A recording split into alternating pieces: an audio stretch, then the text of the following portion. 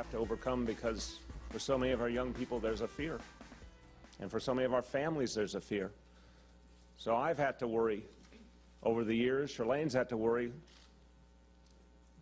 Was Dante safe each night? There are so many families in this city who feel that each and every night. Is my child safe? And not just from some of the painful reality of crime and violence in some of our neighborhoods, but are they safe from the very people they want to have faith in as their protectors? That's the reality. All right, folks, welcome back. Time for the Malzberg panel. Co-host of Steele Ungar and senior political contributor for Forbes.com, Rick Ungar, and columnist and contributing editor for TheRoot.com, David Swerdlick. And gentlemen, that's probably the most vulgar thing I've ever seen a politician do. A mayor of New York calling his own police force racist, with a history of racism, and saying he fears for the life of his own black son. And then we have 2 dead cops. And the question being asked by the PBA and others, David, is what the heck do you expect?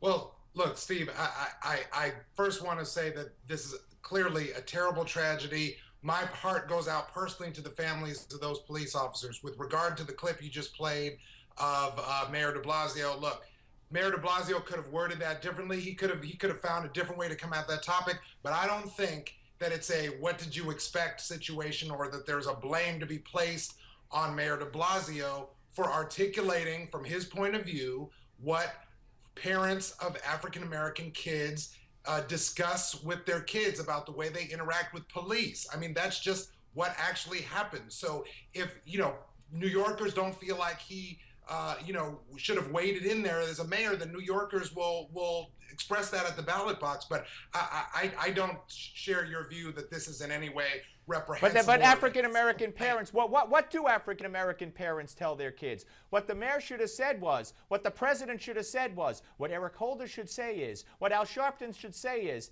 teach your kids to respect the police. I've never heard those words cross the lips of any of those people. David? First of all, it's certain to even put the president and the attorney general in that same conversation, Steve, I think is way off base. Are you kidding? They've been Are you kidding? They're the worst. The president and the attorney general have been completely restrained and balanced all the way going back to August 9th in the Mike Brown and all these other subsequent cases. The attorney general said, David, on Friday, that he can't say that a person of color shouldn't be afraid of a cop. He just said that Friday. What do you think, Rick? I think we're having the wrong conversation. Everybody's so busy laying blame. You can take shots, I think, correctly at the mayor. You can take shots, at least I think you can, at what the president of the police union said this weekend. I didn't think that was necessary. Fact of the matter is, in the city in which I live, we've now got a big problem. And the only way that problem is getting fixed is if these 2 sides sit down at the table, find a way to solve their problems without taking shots at each other, because the police have to be respected. The mayor's office, and I admit I'm not the biggest fan of this mayor, but the mayor's office has to be respected. They got to work this out, or we're going to spend years with the 2 forces at war. And you know who loses? We lose. So everybody's got to get past this. You can take sides, you can throw blame around, you can get angry. Not going to help anybody. Not going to help people on the streets of New York. Let's get these 2 sides together. Let's get past this. Well, the mayor spoke again today, David, and he didn't say anything outrageous. He didn't say anything, he's not a good speaker. He's a Marxist. He should go back to Cuba, like it was said by. You're not helping your cause. I'm not. Oh, that's too darn bad. I'm not helping. You know so what? Busy being you know angry. what? Yeah, I'm so busy being angry. Oh, 2 dead cops, and you don't like what Lynch did? It wasn't helpful. What the hell do you expect Lynch to say?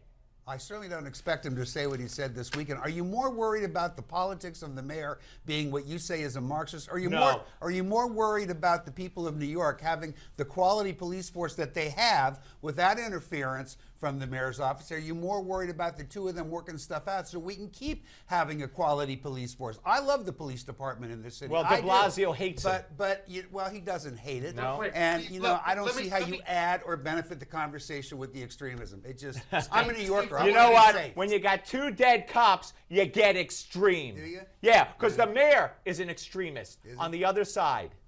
Go ahead, David. Steve, look, I have to agree with Rick in terms of this idea that, look, this is not the time for either side, if there are sides, to score political points. I think Rick is making a great point. Not enough Not people political are making that points. point It's right about now. reality on the But ground. Steve, You have a Steve, mayor not who letting- called his police force racist and said he fears for his son's life.